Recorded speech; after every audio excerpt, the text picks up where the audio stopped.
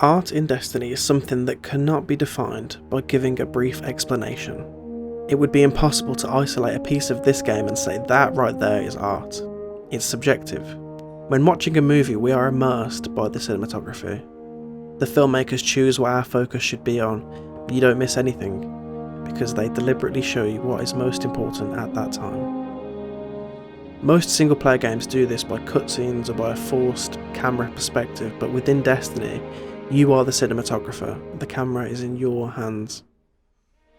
In the campaign of Destiny 2, the main focus is to end the Red War, and to free the spherical deity that gives our protagonist a purpose. That is the narrative. Without it, the world has no purpose, it would exist purely to be a spectacle. But we must give credit where credit is due. The design of this game is spectacular. It is something Bungie excel at. Not often in video games do you look at the skybox in awe. Bungie are conscious of their game's cinematic experiences. If you were asked to explain the art style of Destiny, how would you answer? Which example would spring to mind?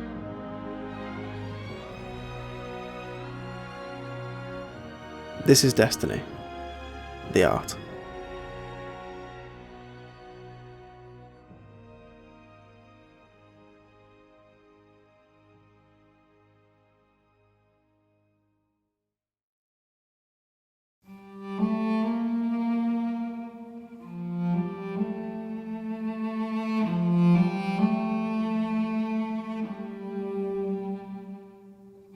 Often in cinema and video games, it is rare for a sequel to rival the original. At times we find ourselves comparing and contrasting what makes one superior to the other. There is never a winner. When comparing looks, we often confuse new for better, but what about newness makes things better? In video games, is it the graphics? Is it the textures? Is it the characters we love and miss? There is never a one-size-fits-all. It is the goal of the video game to immerse you enough that you forget your hands are wrapped around a controller, or resting on a mouse and a keyboard. Your muscle memory takes over and your eyes focus on the images before you. In the Red War campaign, the protagonist is faced with a sense of loss, a familiar evil with an alternative outcome. We are strapped along for the ride, and the story brings us along. The story adds weight to the world around it. The protagonist's sense of home is threatened, bringing to the foreground that if the great, speechless, spherical being is weak, the protagonist is weak. This all-powerful being, deemed the Traveller, is the tether to the protagonist's world. Both exist in harmony. It is only when this embodiment of evil challenges the tether between the two do we truly question the meaning of its existence.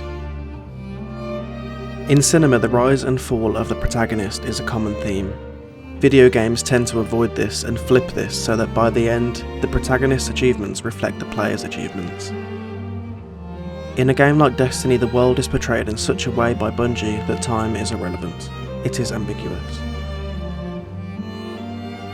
Only when the light is severed and the link to the Traveller is broken is time relevant. The sense of loss is worsened as days pass and as weeks pass. The Guardian is weak.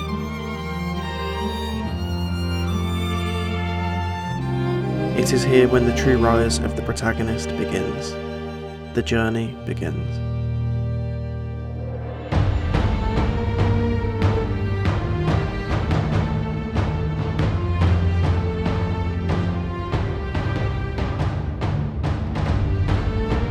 The narrative of the world shapes our perception of scale. The guardians of the Traveller are small but powerful. Humans, exos, and the awoken within this world are minuscule compared to their surroundings, but this does not stop them from achieving victory on the battlegrounds. But what makes this world feel so large? Is it the architecture? What makes the Guardians stand among the most powerful beings in their world when size is such a huge part of this game? The scale of the world, blended with the narrative of protecting it, are enhanced by the visuals Bungie have created for it. Missions that take minutes to conquer have vast, unique atmospheres that most games struggle to achieve, so how do Bungie do it?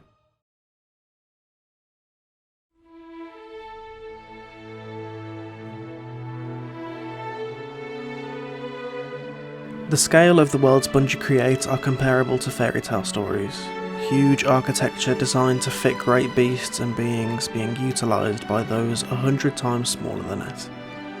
How can such small beings have such a large impact on a world that is constantly changing?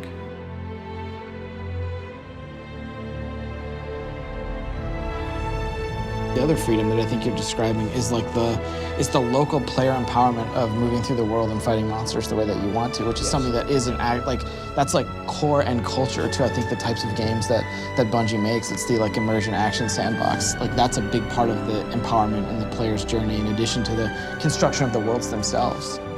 It is my aim in this series to break down the elements that form Bungie's Citizen Kane. Each subsequent video to this will break down the skyboxes, the atmosphere each world possesses, the music and the impact on the game, and the ways in which Bungie blend design and gameplay. Yeah, I actually don't think there are many or any people on the Bungie team who look at Destiny as a job well done. It's like a job in progress that has a ridiculous amount of work in front of us and like huge amounts of potential that, you know, we haven't met at all in a bunch of ways, and we've met it in other ways, but like that potential is the thing that I think we're still chasing. Bungie have put passion into this game, and it is something that I want to break down and appreciate together. This has been Destiny the Art, the Prelude. Thanks for watching. If you like this video, stay tuned for the following videos in this series. Links and information for the video are in the description below. This is Lannon. Thanks for watching.